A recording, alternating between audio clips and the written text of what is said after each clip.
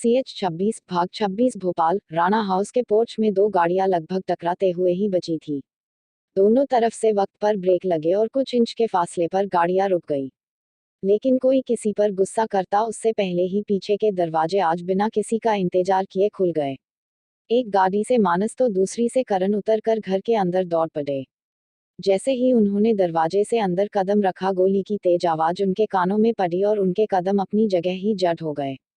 सबकी आंखें फटी पड़ी थी सामने का नजारा देखते हुए और हाना काजल के हाथों से फिसल कर गिरने लगी। काजल ने फिर भी उसे संभाले रखा था लेकिन नजरें एकटक सामने थी। सत्यम के हाथ से उसकी गन छूट गई और धीरे धीरे पलटकर उसने सामने देखा तो आरव बेजान होकर जमीन पर गिर पड़ा। उसकी भरी आंखें बंद हो रही थी जिसे देख सत्यम की सांस रुक गई। आरव ने अपने सीने पर गोली मार ली थी। भले ही सत्यम से नफरत हो रही हो उसे, लेकिन सालों पुराना दिल में दबा प्यार कहाँ से मारने की इजाजत देता। आंखें बंद होने से पहले उसने धीमी आवाज में कहा, डोंट किल हर। सत्यम का दिमाग सुन्न पड़ गया। उसे कोई भी आवाज सुनाई नहीं दे रही थी सिवाय उन धीमी सांसों के, जिसे आरव बड़ी मुश्किल से ले पा रहा था। माई बिया, उसके होठों से बस इतना ही निकल पाया। क्या उसने बिया को इतना ज्यादा पुश कर दिया कि वो उसे मारने की जगह खुद की जान ले सकता है। नया खुद को छुड़ाने की कोशिश करने लगी पर सत्यम ने उसे नहीं छोड़ा। उसकी आंखों को ढकते हुए वो चीख पड़ा, मुंह क्या देख रहे हो मेरा? डॉक्टर को बुलाओ। प्रीत एकदम से होश में आया और हाना के लिए बुलाई डॉक्टर की टीम लाने के लिए कह दिया। वो खुद आरव की तरफ बढ़ गया जबकि दरवाजे पर खड़ा मानस भी दौड़ते हुए अंदर आ गया। वो लोग उसे उठाकर मेडिकल रूम में ले गए और सत्यम नीचे गिरे खून को देखता रहा। करण तो कदम भी नहीं बढ़ा पाया आगे। क्या पता वो खुद ही गिर पड़ता। हाना काजल के गले लग रो रही थी। खुद को छुड़ाने की कोशिश कर रही थी लेकिन काजल उसे छूने के लिए तैयार ही नहीं थी। उसने कहा, क्यों किया आपने ऐसा? क्या गलती है उसकी? क्या यही सब मिलना चाहिए उसे अपनी अच्छाई के लिए? हाँ, नहीं है नया आरव की बेटी, ना ही हमारी शादी हुई है, लेकिन उसने हमें फैमिली दी है और मुझे इज्जत दी है। नहीं देना चाहती थी मैं उसे जन्म, लेकिन आरव ने कहा इन सब में बच्चे की क्या गलती है? वो संभालेगा उसे, अपना नाम देगा उसे, वरना उस जानवर का अंश अपने अंदर भी कैसे पनपने देती मैं? और उसी जानवर के साथ तुम्हें अब रहना है। वो आवाज दरवाजे से आई थी जो पलाश की थी। करण तेज कदमों से अंदर आया और सत्यम के गोद में बैठी डरी हुई नया को ले लिया। सत्यम ने उसे ऊपर जाने का इशारा कर दिया। तब तक मानस और प्रीत भी वही आ गए थे। पलाश गहरी नजरों से हाना को देख रहा था। मक्कारी भरी हंसी के साथ उसने कहा, तुम अपनी कोख में मेरा अंश पालोगी और उसे बढ़ाकर कुछ साल बाद आकर अपना हक मांगोगी तो मैं ये होने दूंगा? औकात क्या है तुम्हारी बदजात लड़की? हाना उसकी आवाज से कांप उठी। काजल ने उसे मजबूती से पकड़कर कदम अपने कमरे की तरफ बढ़ा दिए। पलाश ने कहा, कहाँ ले जा रही हो उसे? राणा ने खुद बुलाया है मुझे यहाँ। उन दोनों को तो मेरे साथ जाना है। काजल नहीं रुकी तो पलाश गुस्से में सत्यम की तरफ देखने लगा। सत्यम ने नीचे पड़ी गन झुकते हुए उठा ली और कहा, क्या मैंने तुम्हें बताया था कि क्यों बुलाया है? पलाश की आंखें सिकुड़ गई। फिर वो मुस्कुरा दिया, अच्छी बात है कि तुमने उन लोगों को मुझसे पहले ढूंढ लिया, लेकिन तुम्हारा मतलब सिर्फ आरव से होना चाहिए। पहले सिर्फ इतना पता था कि वो बच्चा मेरा है लेकिन अब ये भी पता चल चुका है कि वो आरव की बीवी नहीं है। आरव से उन दोनों का कोई लेना देना नहीं है, इसलिए मेरे साथ भेज दो उन्हें। हिम्मत है तो ले जाओ। सत्यम ने आराम से कहा और पीछे टेक लगाकर बैठ गया। वो भले ही तुम्हारी बेटी हो लेकिन उसे मेरे बिया ने पाला है। मैं तुम्हें वो चीज कभी नहीं दूंगा जो मेरे बिया की है। पलाश की आंखें ठंडी पड़ गई। इससे पहले कि वो कुछ कहता सत्यम ने सर्द आवाज में कहा, जिंदा रहना चाहते हो तो चुपचाप मेरा दिमाग खराब किए बिना चले जाओ, वरना मैं आज किसी को मारने से पहले बिल्कुल नहीं सोचूंगा, फिर चाहे सामने कोई भी हो। अपने हाथों की मुठिया बनाकर पलाश वहीं से मुड़ गया। उसे अच्छी तरह पता था सत्यम कोई बात हवा में नहीं करता। उसने कहा है तो वो करके रहेगा। मुंबई फार्म हाउस के बेसमेंट में जब सूरज ने यश को किसी का पेट काटते हुए देखा तो उसकी आंखें डर से फैल गई। उसने मुंह पर हाथ रख लिया और धीरे धीरे दोबारा उस तरफ देखने की कोशिश की, तभी किसी ने उसे अपनी तरफ खिंचकर पलट दिया। सूरज का शरीर बिल्कुल ठंडा पड़ चुका था। सामने खड़े समर ने उसे ऐसे देख कहा, तुम यहाँ क्या कर रहे हो? सूरज कुछ कहने की बजाय उल्टी करने की कोशिश करने लगा। समर फौरन उसे वॉशरूम के पास ले जाकर छोड़ता है और वही खड़े होकर विनोद को फोन लगाता है। यश को फोन दो, उसने कहा तो विनोद ने यश के कान से फोन लगा दिया। उसके कुछ कहने से पहले ही समर ने कहा, जल्दी आओ, सामने वाले कमरे में तुम्हारा सूर्या। शीट, उसने तुम्हें होली खेलते हुए देख लिया और हाय ऐसे ही चले मत आना। यश के हाथ में पका चाकू छूट गया और वो जल्दी से उठकर नहाने के लिए दौड़ पड़ा। फोन रख समर ने जैसे ही दरवाजा खोलकर सूरज को पका, वो बेहोश होकर उसकी बाहों में झूल गया। रात हो चुकी थी और वो लोग अभी भी फार्म हाउस पर फंसे हुए थे। लगातार बारिश होने की वजह से पूरा शहर जाम हो चुका था। उसी फार्म हाउस के एक कमरे में सूरज बिस्तर पर लेटा तड़प रहा था। उसने कसकर चादर को मुट्ठी में भींच रखा था और लंबी लंबी सांसें ले रहा था। पसीने से उसका पूरा शरीर भीग चुका था और शायद गला सूख रहा था, जिसकी वजह से वो बार बार उसे तर करने की कोशिश कर रहा था। यश जैसे ही कमरे में पहुंचा, उसकी तरफ देख चौंक उठा।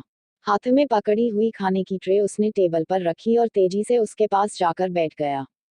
उसने सूरज का गाल थपथपाया, सूर्या, वेकअप सूर्या। सूरज की आंखें फिर भी नहीं खुली। यश इसलिए हैरान था क्योंकि जिस दिन उसके हाथ में नींद की दवाई लगी थी तब उसने ही उसे सुलाया था और एक वक्त बाद सूरज तब भी ऐसे ही कर रहा था। क्या शायद इसलिए वो इतना हैवी डोज लेता था? सोचते हुए यश ने बालों में हाथ फिराया और फौरन उठकर ग्लास से ठंडा पानी लेकर उसके चेहरे पर मारने लगा। सूरज ने लंबी सांस लेकर अपनी आंखें खोली और हाँफने लगा। लेकिन जैसे ही उसने सामने यश को देखा, डर से सिकुड़ते हुए बिस्तर का कोना पकड़ लिया। यश के हाथ हवा में ही रह गए। उसने सर हिलाते हुए ठंडी सांस छोड़ी और एकदम से सूरज को अपनी तरफ खींच लिया। उसे डरता देख यश ने उसका चेहरा मजबूती से हाथों में थाम लिया। डरो मत बच्चा, मेरे साथ रहना है तुम्हें। ऐसे डरकर नहीं चलेगा, क्योंकि यही मेरा असली चेहरा है। नहीं बदल सकता मैं इसे, लेकिन तुम्हारे सामने आने से भी रोक रखा था। सूरज की आंखें बहने लगी, होठ कपक पा रहे थे। यश ने अंगूठे से उसकी आंखें पोंछकर उसके माथे पर होठ टिका दिए। सूरज की आंखें बंद हो गई। यश ने उसकी नाक पर होठ रखे, जिसकी वजह से सूरज की असामान्य चल रही सांसें धीरे धीरे शांत हो गई। बारी बारी उसके गाल गहराई से चुमकर उसने कहा, आंखें खोलो और देखो, मैं तुम्हारा वही यश हूँ सूर्या। मुझसे मत डरो, प्लीज मत डरो। सूरज ने धीरे से अपनी पलकें ऊपर उठाई तो उन आंखों में खोकर यश एकदम से उसके नाजुक होठों की तरफ बने लगा। दोनों ही एक दूसरे की आंखों में इतना खोए हुए थे कि एहसास ही नहीं हुआ कब वो इतने करीब आ गए। उसका चेहरा हल्के से ऊपर उठाते हुए यश ने उसके होठों पर बहुत हल्के से अपने होठ टिका दिए। उन डरी हुई आंखों में एक सुकून उतर आया और उसे एहसास हुआ ये वही यश है जो उसकी बहुत ज्यादा केयर करता है। उसकी मुस्कान, उसका मजाक करना, हर बार उसके सामने एक प्रोटेक्टिव शील्ड बनकर रहना और उसका वो बात कहना, डरो मत सूर्या, मेरे होते हुए कोई तुम्हारी तरफ आंख उठाकर भी नहीं देख पाएगा। उन बातों के बारे में सोचकर और यश उसे किस कर रहा है इसका एहसास होते ही उसके गाल शर्म से लाल हो उठे। इस वक्त उसे सामने लड़का है या लड़की, इससे ज्यादा वो पसंद है, यही समझ आ रहा था। यश जैसे ही उसके होठों को रिहा करता है, सूरज ने अपना चेहरा हाथों में छुपाकर उसके कंधे पर टिका दिया। अपने ही होठ काटते हुए यश ने आंखें मिच ली और फिर मुस्कुराते सूरज के सर पर हाथ फेरने लगा। CH-27 भाग 27 राजस्थान। रात का वक्त था जब शौर्य काफी सीरियस होकर फोन पर बात कर रहा था। वो इस वक्त सोफे पर बैठा था और गोद में आइसक्रीम की पूरी बाउल थी। उसने अपने पैर भी मोड़ रखे थे। अच्छा, मामाजी ने राठौर कंस्ट्रक्शन के सप्लाई रोक दिए और गायब भी है। लेकिन उन्होंने तो हमें कुछ भी नहीं बताया। जी हम पता करते हैं उनके बारे में। जैसे ही वो हमें मिलेंगे, हम उन्हें घर आने के लिए बोल देंगे। शौर्य ने काफी सीरियस आवाज में कहकर फोन काट दिया। उसने फोन साइड में पटक कर बड़ा सा चम्मच भर के आइसक्रीम मुंह में डाली और सामने देखा। रणवीर वहीं पर आराम से बैठा आइसक्रीम खा रहा था। और सिर्फ रणवीर ही नहीं, उसके अलावा रिकी, स्वर भी मौजूद थे और वो सभी विक्रम के घर में थे। क्या है मामा जी? वो कहा, आखिर आप? नाना जी सुबह से 2 बार फोन कर चुके हैं। उम्र हो रही है उनकी, कुछ तो रहम खाए। शौर्य ने भौहें चढ़ाते हुए कहा तो रणवीर मुस्कुरा दिया। इन्हें आपके नानाजी की चिंता होती तो अब तक 2 बार शादी कर चुके होते। रिकी ने कहकर कंधे उठा दिए तो रणवीर उसे घूरने लगा। आपकी हर बात ले देकर हमारी शादी पर क्यों आ जाती है? खुद को करनी है तो करे ना, हमें क्यों जबरदस्ती घसीटती है अपने मामले में? वैसे भी हमारी शादी की उम्र निकल गई है। रणवीर ने आराम से कहा, हमने भी प्रण लिया है, जब तक आप कोई पार्टनर नहीं ढूंढ लेते हम शादी नहीं करेंगे। रिकी ने कहा। शौर्य भी उसका साथ देते हुए, और किसने कहा उम्र हो गई तो आप हैंडसम नहीं रहे? लड़कियों की नजरें आज भी आपको ढूंढती है। आप बड़ा ध्यान देते हैं इन पर। कौन देखता है कौन नहीं? विक्रम ने पूछा तो शौर्य ने आराम से जवाब दिया, आप तो कहिए ही मत। कुछ पल के लिए भी पार्टी में आ गए तो लड़कियां बेहोश होना बाकी रह जाती है। और हमसे पूछेंगे हमें कैसे पता, तो कोने में बैठकर हम यही नोटिस करते रहते हैं किसकी नजरें किस पर है। एक पल बाद ही उसकी बात सुनकर सभी हंसने लगे। सभी शांत तब हुए जब स्वर का फोन बजने लगा। उसने एक बार कॉल पर नाम देखा और शौर्य की तरफ देख कहा, मेघा मैम। बिल्कुल मत उठाना, शौर्य ने साफ मना करते हुए कहा, झूठ तो आपसे बोला नहीं जाता। एक सेकंड बाद ही हमारा सारा भांडा फोड़ देते हैं आप। स्वर ने परेशानी से कहा, लेकिन नहीं उठाया तो? आपका ऑफिस आवर 6 बजे तक का है, बता देना उन्हें। टाइम देखिए। पूछे तो कहना आप सो गए थे। शौर्य ने कहा तो स्वर सर हिलाकर फोन साइलेंट कर देता है। एक पल बाद ही घर की घंटी की आवाज ने सबको इरिटेट कर दिया। शौर्य चिढ़कर, क्या इंसान शांति से खा भी नहीं सकता क्या? विक्रम उठने लगा तो स्वर ने खड़े होकर कहा, हम देखते हैं। वो चला गया और 1 मिनट बाद ही दौड़ते हुए आकर उसने कहा, बाहर। दरवाजे पर देव सिंह राठौर खड़ा है। रणवीर को एकदम से खांसी छूट गई, वही शौर्य के हाथ से स्पून छूट गया। वो यहाँ क्यों? किस लिए? शौर्य ने हड़बड़ाकर कहा। वो सब बाद में, पहले सब लोग छुप जाइए। विक्रम ने टेबल पर रखा सामान समेटते हुए कहा। रिकी भी उसकी मदद कर फौरन सारा सामान किचन में रख आई और विक्रम को छोड़कर सभी लोग सीढ़ियां चढ़ गए। सीढ़ियां एक तरफ होने की वजह से होल से देखने पर सामने सिर्फ दीवार नजर आती थी, इसलिए सभी एक एक सीढ़ी पर लाइन में बैठ गए। सबसे आगे शौर्य था, उसके बाद रिकी, फिर स्वर और आखिर में रणवीर था। उन्होंने अपने कान उस दीवार से लगाए और सुनने की कोशिश करने लगे। शौर्य ने कहा, हमें उस देव को देखते ही बड़ी बुरी सी फीलिंग आती है। कहीं वो अपना गुस्सा उतारने तो नहीं आया? क्या वो विक्रम को मारेगा? हम सब यही हैं ना शौर्य सर? अगर उसने कुछ भी किया तो हम उसे यहीं पर दफना देंगे। स्वर ने कहा तो शौर्य ने सर हिला दिया, गुड आइडिया। गार्डन में बहुत बड़ी जगह है दफनाने के लिए। रणवीर ने अपना सर पीट लिया उनकी बात सुनकर, शांत रहिए दोनों। वो शायद कोई ऑफर लेकर आया है, उसने कहा और फिर से सुनने की कोशिश करने लगा। लगभग 2 घंटे बीत चुके थे और देव जाने का नाम ही नहीं ले रहा था। सीढ़ियों पर बैठे बैठे चारों बोर होने लगे और आंखें नींद से बोझिल होने लगी।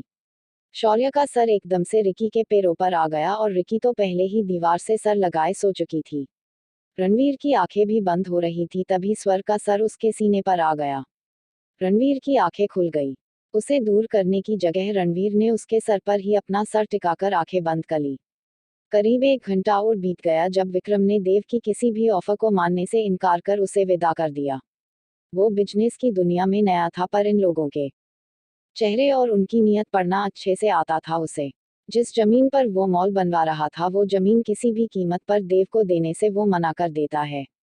देव को लगा था अनिल सिंह को अपनी तरफ कर उसने बाजी जीत ली है, लेकिन रणवीर ने सप्लाई रोक उसे एकदम से पलट दिया था। बहुत गुस्से में देव वहां से निकल गया और विक्रम सबको देखने आ गया। उसने जब सबको सीढ़ियों पर सोता देखा तो हल्के से मुस्कुरा दिया। फिर उसने शौर्य के कान बंद किए और तेज आवाज में कहा, उठो सब लोग। सभी हड़बड़ाकर जाग गए, लेकिन शौर्य काफी आराम से उठा। वो भी विक्रम ने उसे छुआ था सिर्फ इसीलिए। विक्रम ने कहा, हमारे घर में सिर्फ 3 कमरे हैं। शौर्य सर भाईसा के कमरे में ही सोते हैं तो रिकी मैम हमारे कमरे में सो जाएंगी। बाकी आप दोनों गेस्ट रूम में, और हम सोफे पर सो जाएंगे। स्वर ने एकदम से कहा, हम बेड शेयर नहीं करते। रणवीर ने कहा, तो नीचे सो जाना, हमें कोई दिक्कत नहीं है।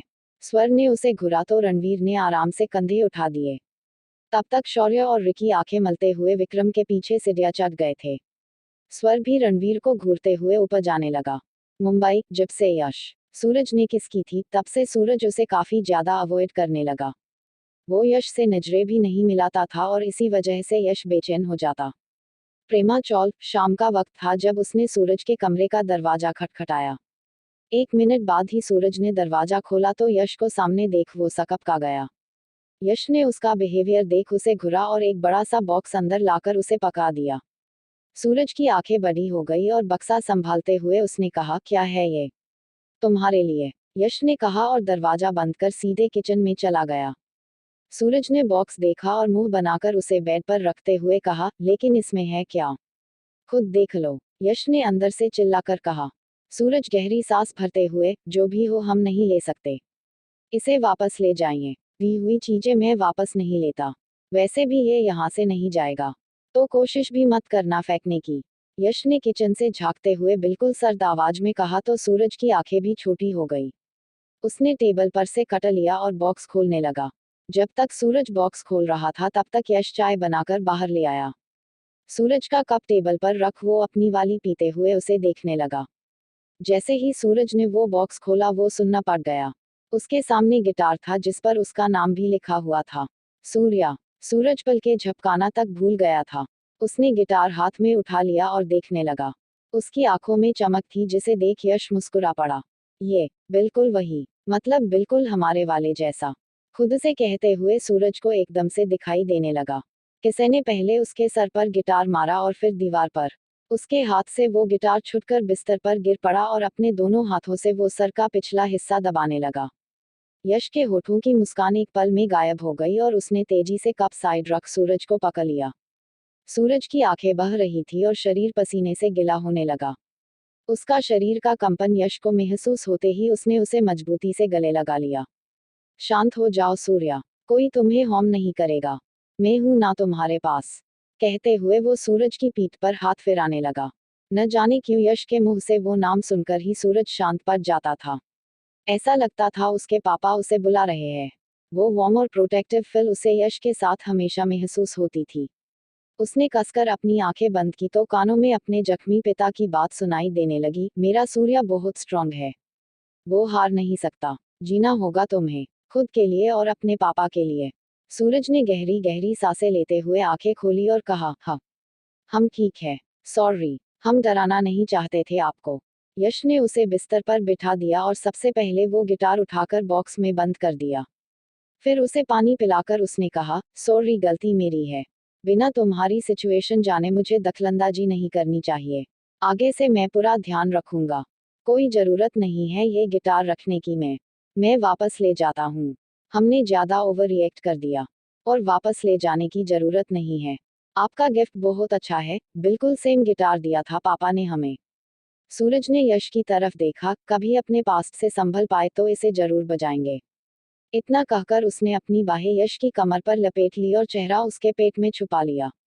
गहरी सांस भरते हुए यश ने उसके बाल सहला दिए, जिस दिन तुम इसे बजाओगे उस दिन मैं तुम्हें बताऊंगा। मैं कैसे जानता हूं तुम्हें? मतलब आपने सोच रखा है कि कभी नहीं बताएंगे? सूरज ने कहा तो यश हंसने लगा। सूरज समझ रहा था उसकी हंसी कितनी झूठी है। वो अभी तक कितना डरा हुआ है ये बात यश की उसके सर और कंधे पर मजबूत पकड़ से साफ जाहिर हो रहा था। लेकिन यश की वजह से उसका डर बिल्कुल खत्म हो चुका था। CH 28 भाग 28 भोपाल राणा हाउस से निकलकर पलाश सीधे अपने घर में बने बार में पहुंच गया।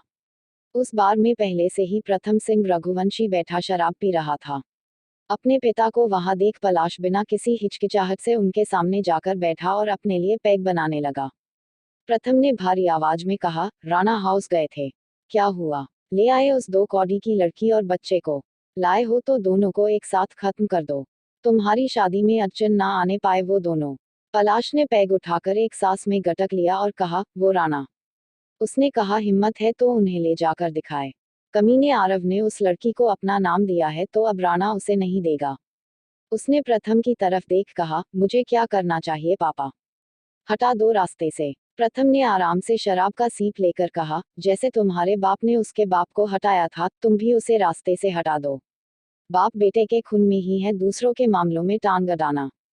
पलाश ने हल्की सी हिचकिचाहट के साथ कहा, वो राणा साहब थे एकदम सीधे। लेकिन ये राणा साला एक नंबर का टेढ़ा आदमी है। दूसरों की चाल का भी सुनकर पता लगा लेता है और इतनी भयानक मौत देता है कि रूह भी कांप जाए उस शख्स की। मुश्किल है बहुत उसे रास्ते से हटाना, खासकर उसकी सिक्योरिटी तो ना।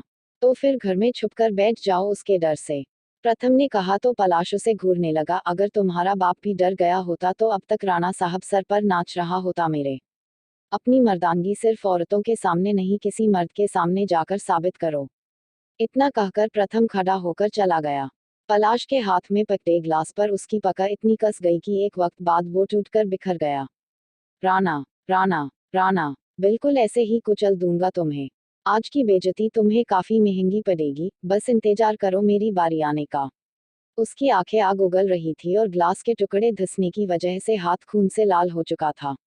लेकिन जलन और गुस्से की भावना इतनी ज्यादा बढ़ चुकी थी जिसमें उसे दर्द का एहसास तक नहीं हुआ। आरव के सीने पर लगी गोली निकालकर डॉक्टर्स ने उसे बचा लिया था। बचाए भी क्यों ना, सत्यम की गन उनके सर पर जो लटक रही थी। हाना की तबीयत भी बिगड़ चुकी थी लेकिन सत्यम अब आरव को नाराज करने का रिस्क बिल्कुल नहीं उठा सकता था। डॉक्टर्स की दूसरी टीम हाना के लिए पहुंच चुकी थी और अपनी जान लगाकर उन्होंने हाना की कंडीशन फिर से स्टेबल कर दी।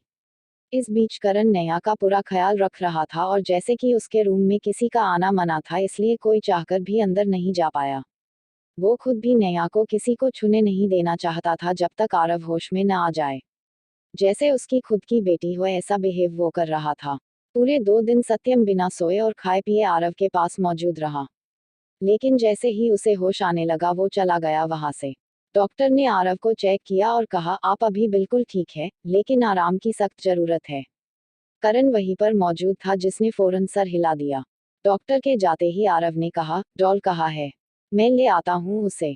करण ने कहा और उसे बैठने में मदद की। जैसे ही नेहा आई आरव ने बड़ी सी मुस्कान के साथ बाहें फैला दी।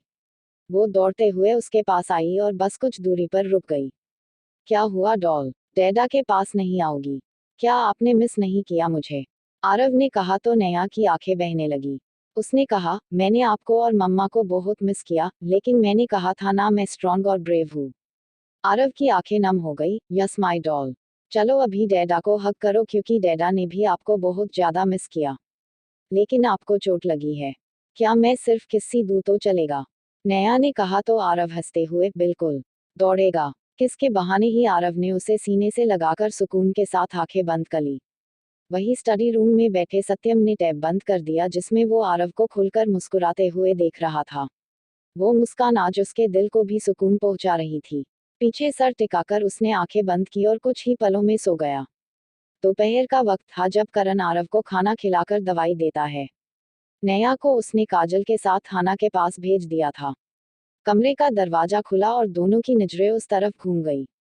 उन्हें लगा सत्यम होगा पर वहां मानस खड़ा था। आगे आकर उसने हल्की सी मुस्कान के साथ कहा कैसे हो आरव? आपकी मेहरबानी से लगभग मर ही चुके थे लेकिन अब ठीक है, करण ने गुस्से भरी आवाज में कहा क्योंकि मानस को देखते ही उसका दिमाग गर्म हो चुका था। ठंडी सांस छोड़ते हुए मानस ने उसके सर पर हाथ रख दिया तुम्हारा गुस्सा होना लाजमी है लिटिल बॉय लेकिन मेरी सिचुएशन भी तो समझो। करण ने उसका हाथ झटक दिया आपकी सिचुएशन की वजह से किसी की जान पर बन आए तो अब सबब देने से कोई फायदा नहीं। नहीं देने वाला था मैं उसे नंबर, लेकिन उस रात वो रो रहा था मेरे पास आकर। उसने आरव की तरफ देखा, वो तुमसे बहुत प्यार करता है आरव, लेकिन तुम्हारे सामने बेवकूफ़ी भी उतनी ही कर देता है। उसे आज भी गिल्ट है जो 5 साल पहले हुआ उसका। क्या लगता है तुम्हें क्यों 5 साल तक तुम छुपे रहे? आरव ने हैरानी से उसकी तरफ देखा तो मानस ने कहा उसे पछतावा था तुम्हारा दिल दुखाने के लिए, इसलिए उसने तुम्हें ढूंढने की कोशिश नहीं की। वो तुम्हें सिर्फ 1 महीने से ढूंढ रहा है, चाहो तो काजल और प्रीत से पूछ सकते हो, क्योंकि उसे पता चला पलाश तुम लोगों को ढूंढ रहा है। उन दोनों के साथ तुम्हारी जान भी खतरे में थी और वो सब कुछ सह सकता है लेकिन तुम्हारे ऊपर खरोच तक बर्दाश्त नहीं उसे। पलाश की वजह से राणा पहले से जानता था नेहा तुम्हारी बेटी नहीं है, लेकिन हाना और तुम्हारे रिश्ते के बारे में कुछ नहीं पता था, इसलिए उसका बिहेवियर ऐसा रहा। आरव उसकी तरफ देखता रहा। क्या सच में वो सत्यम को समझ नहीं पाया या फिर समझना ही नहीं चाहता था? उसके और हाना के रिश्ते के बारे में ना जानते हुए भी उसने हाना को अपने घर में रखा वरना पहले दिन ही वो उसे पलाश को सौंप सकता था। मानस ने कहा परेशान होने की जरूरत नहीं है, वो दोनों को पलाश के साथ नहीं भेजने वाला था और ना ही कभी भेजेगा। लेकिन उसे जानना था क्या तुम सच में उसे मारकर अपनी फैमिली को चुन सकते हो? आरव ने दांत भींचते हुए कहा once a bastard always a bastard. सच में इस इंसान में आज भी अक्ल नहीं आई। कौन करता है ऐसी हरकतें? मानस हंस पड़ा ठीक हो जाओ और उससे बात करो। वो तो कमरे में कदम नहीं रखेगा अब, क्योंकि उसकी वजह से तुम दोबारा हट हो गए। इतना कहकर उसने करण का शर्ट कॉलर से पकड़ लिया चलो, बात करनी है मुझे तुमसे। करण कसमसाते हुए लेकिन मुझे नहीं करनी है ड्रैकुला। मानस उसकी सुने बिना ही उसे अपने साथ खींचते हुए ले गया। वही आरव गहरी सोच में पड़ गया। CH 29 भाग 29 दोपहर का वक्त था जब एक होटल के प्राइवेट रूम में देव सिंह राठौर ने फिर से मीटिंग थी और इस बार रणवीर ने पूरा हफ्ता उसे इग्नोर किया था। उसके अलावा विक्रम, स्वर के साथ आज शौर्य भी वहां मौजूद था। टेबल के नीचे विक्रम ने मजबूती से शौर्य का हाथ पकड़ लिया जो न जाने क्यों आज बहुत शेक कर रहा था। देव ने कहा, हमें आपकी शर्तें मंजूर है रणवीर सर। हम स्टे ऑर्डर वापस ले लेंगे। आप रुका हुआ सप्लाई शुरू कर दीजिए। रणवीर मुस्कुरा दिया और सबकी तरफ देखने लगा, हमें क्या करना चाहिए? छुट्टियों से मन नहीं भरा है अब तक हमारा, पर क्या करे, काम भी जरूरी है। शौर्य ने कहा, ठीक है। अगर ये विक्रम से दूर रहे तो बिल्कुल आप उनकी बात मान सकते हैं। देव ने गहरी नजरें शौर्य पर डाली तो रणवीर ने कहा, सिर्फ शौर्य कह रहे हैं इसलिए, वरना पिछली मीटिंग में पापा को बुलाने से हम काफी नाराज हुए हैं और शायद हमारी नाराजगी अभी आप झेल नहीं सकते। देव जबड़ा भींचते हुए बिल्कुल शांत रहा। सच में इस वक्त वो कुछ कहना भी झेल नहीं सकता था। कुछ देर बाद वो चारों वहां से निकलकर पार्किंग में आ गए। विक्रम ने अब भी शौर्य का हाथ मजबूती से पकड़े हुए था। उसने एकदम से कहा, आप दोनों चले जाइए, हम शौर्य सर को हॉस्पिटल ले जा रहे हैं। शौर्य बिल्कुल शांत रहा जबकि रणवीर और स्वर परेशान हो उठे। रणवीर ने कहा, क्या हुआ आपको? तबीयत खराब है? लेकिन अभी तो ठीक थे आप। हम अब भी ठीक ही हैं मामा जी, लेकिन तबीयत कुछ सही नहीं लग रही। बस रेगुलर चेकअप के लिए जा रहे हैं, शौर्य ने जवाब दिया। स्वर ने चिंता भरी आवाज में कहा, तो फिर हम भी साथ चलते हैं।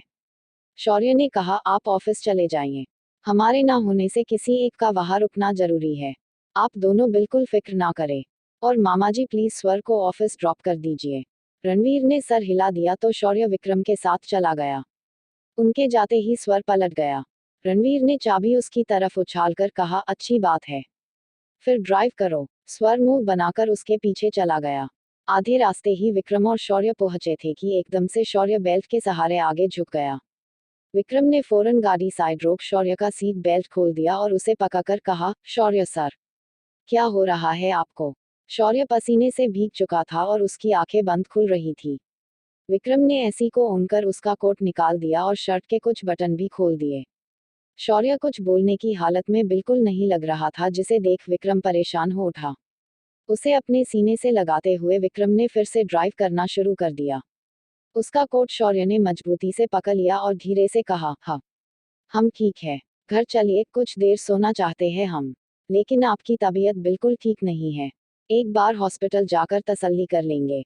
विक्रम ने कहा तो शौर्य हल्की सी चिढ़न के साथ, हमने कहा ना। विक्रम उसके सर पर हाथ फेरते हुए, ठीक है, नाराज मत होइए, हम घर ही चलते हैं। शौर्य ने धीरे से सर हिला दिया।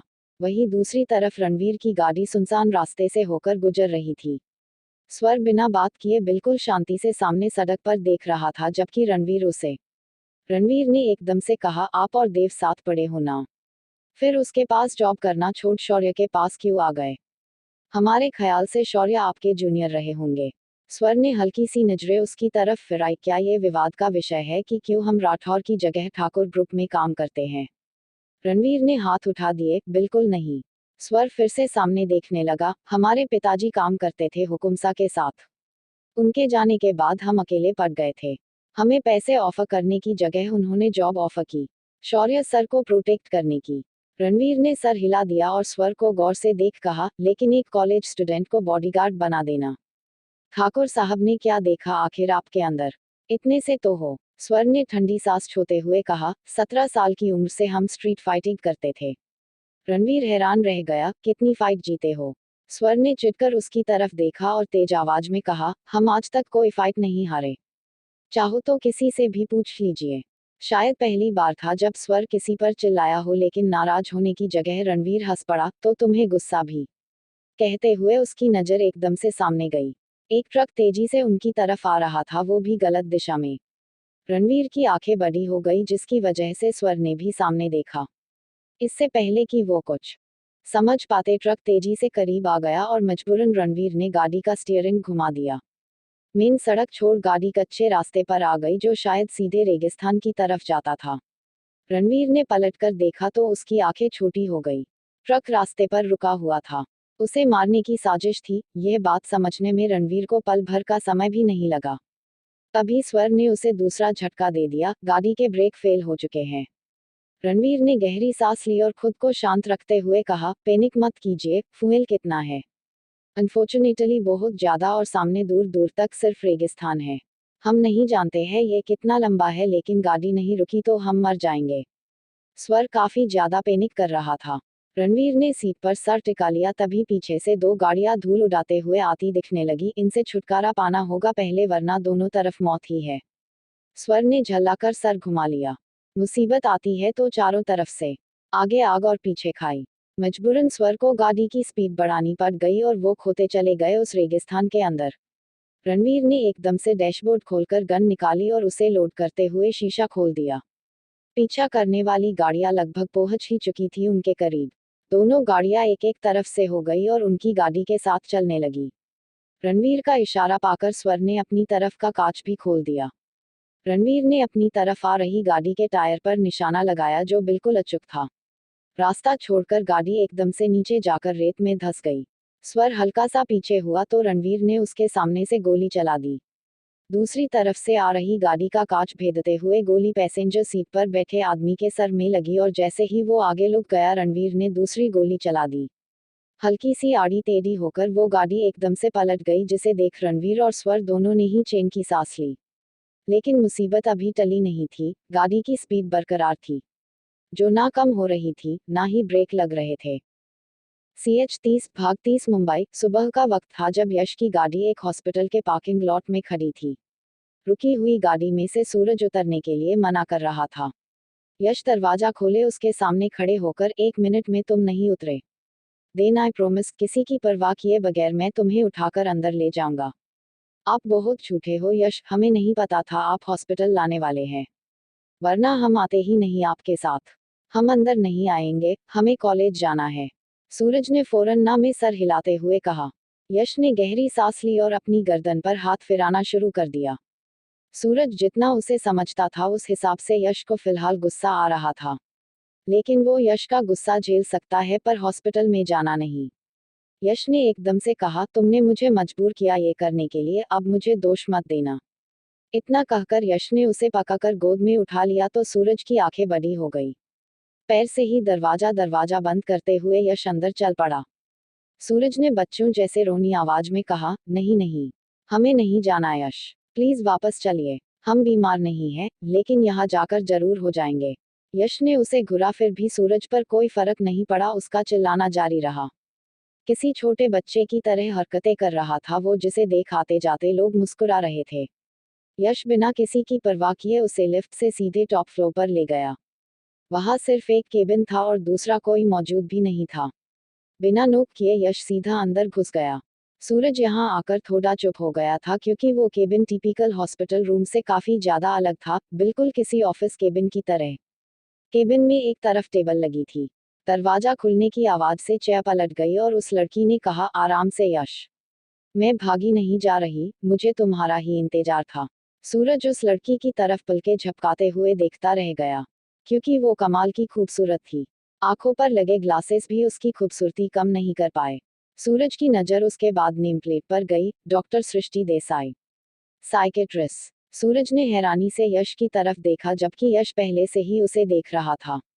सृष्टि सिचुएशन समझते हुए फौरन खड़ी हो गई और एक तरफ जाकर उसने चेयर को खिंचकर बिल्कुल आराम कुर्सी की तरह बना दिया। उसने कहा, यहाँ ले आओ उसे। यश ने सर हिलाया और उसे ले जाकर कुर्सी पर बिठा दिया। सूरज ने कुछ नहीं कहा और ना ही यश की तरफ देखा। वो नाराज हो गया, ये बात यश समझ रहा था। सृष्टि ने यश को बैठने का इशारा किया और खुद दूसरी चेयर लेकर सूरज के बिल्कुल सामने बैठ गई।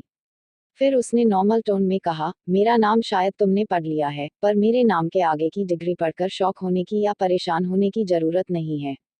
सूरज ने यश को घूरने हुए कहा, हम पागल नहीं हैं। तुम्हें ऐसा क्यों लगता है, यहाँ आने वाले पागल ही होते हैं। सृष्टि ने कहा, ये तुम्हारा यश, ये खुद भी हर महीने आकर थेरेपी लेता है। सूरज ने कोई प्रतिक्रिया नहीं दी, जिस पर सृष्टि ने कहा, कम से कम अपना नाम ही बता दो। थेरेपी ना सही, मेरी दोस्ती ही रख लो। देखो, एक सुंदर लड़की को ना नहीं कहते। सूरज उसकी बात सुनकर सहज हो गया, वही यश ने एकदम से गला खराश दिया। उसे जलन हो रही है, इसका एहसास होते ही सृष्टि एकदम से सीधी होकर बैठ गई। सूरज ने कहा, हमारा नाम सूरज है, तो फिर सूर्या कौन है? कहते हुए सृष्टि की नजरें एकदम से गहरी हो गई। सूरज ने खोई हुई आवाज में कहा, हमारे पापा। वो हमें इस नाम से पुकारते थे। लगता है तुम्हारे पापा तुमसे बहुत प्यार करते हैं और शायद तुम भी। सृष्टि के पूछते ही सूरज कह गया, हाँ बहुत प्यार करते थे वो हमसे। हमारी हर जिद पूरी करते थे। सृष्टि ने पूछा, थे? अब नहीं करते? अब वो नहीं। कहते हुए ही सूरज को एकदम से होश आया। सृष्टि उसे बातों में उलझा रही है। उसने आगे कुछ नहीं कहा और सर झुका लिया। यश ने अपने चेहरे पर हाथ फिराया। सृष्टि ने उसकी तरफ देखा और अपना सर हिला दिया। वो समझ गई थी सूरज आसानी से बातों में फंसने वाला शख्स बिल्कुल नहीं है। उसने कहा, देखो सूर्या, हमारे अंदर कई तरह के भाव होते हैं। जैसे कि यश का गुस्सा। वो गुस्सा कभी कभी उसे पागल बना देता है। अपनी बात करूँ तो मेरा वर्कलोड, जिस वजह से मेरा शांत नेचर भी कभी कभी एंगर में बदल जाता है। वही मुझे तुम्हारे अंदर स्ट्रेस, डर, गुस्सा, अकेलापन, अफसोस सब नजर आ रहा है। उन बातों को जितना तुम अपने अंदर दबाओगे उतना वो तुम्हें अंदर से परेशान करती रहेंगी। किसी से खुलकर बात करना हमारे दिल का बोझ कम देता है। सूरज ने उसकी तरफ देखा तो सृष्टि ने कहा, क्या तुम चाहते हो यश बाहर जाए? सूरज ने फौरन नजरें यश की तरफ घुमाई जो बेचैनी से उसकी तरफ देखे जा रहा था। उसने ना में सर हिला दिया। यश ने कहा, कंफर्टेबल हो जाओ सूर्या। जब तक तुम कहोगे नहीं तब तक सहते रहोगे। और मैं तुम्हारे बारे में हर एक चीज, तुम्हारा हर दर्द जानना चाहता हूँ। साथ ही चाहता हूँ तुम अपने दर्द से छुटकारा पालो। सूरज की आंखें उसकी बात सुनकर नम हो गई। उसने धीरे से सर हिला दिया तो सृष्टि ने कहा, आराम से लेट जाओ। जरूरी नहीं हर चीज बताओ, लेकिन कोशिश करना कि कुछ ना छुपाओ। सूरज ने आंखें बंद कर ली और अपनी यादों में खो गया। माँ का चेहरा तो उसने कभी नहीं देखा, लेकिन पिता ने बताया था वो सूर्या को जन्म देते हुए ही गुजर गई। सूर्य प्रताप सिंह ठाकुर, राजस्थान के हुकुमसा, और उनका एक लौता बेटा सूरज सिंह ठाकुर। सूर्य का सूर्या, यही बात वो बचपन से सुनते आया था। 5 साल की उम्र तक सूर्य प्रताप ने अपने काम और ऑफिस के साथ सूरज को संभाला। बचपन से ही वो अपने पिता की तरह काफी ज्यादा होशियार था। उसे कोई चीज दोबारा समझाने की जरूरत नहीं पड़ती थी। उसकी हर जिद पूरी कर दी जाती, उसकी हर खुशी का ख्याल रखा जाता। यूं कहे तो 5 साल की उम्र तक उसकी जिंदगी खुशहाली से भरी थी।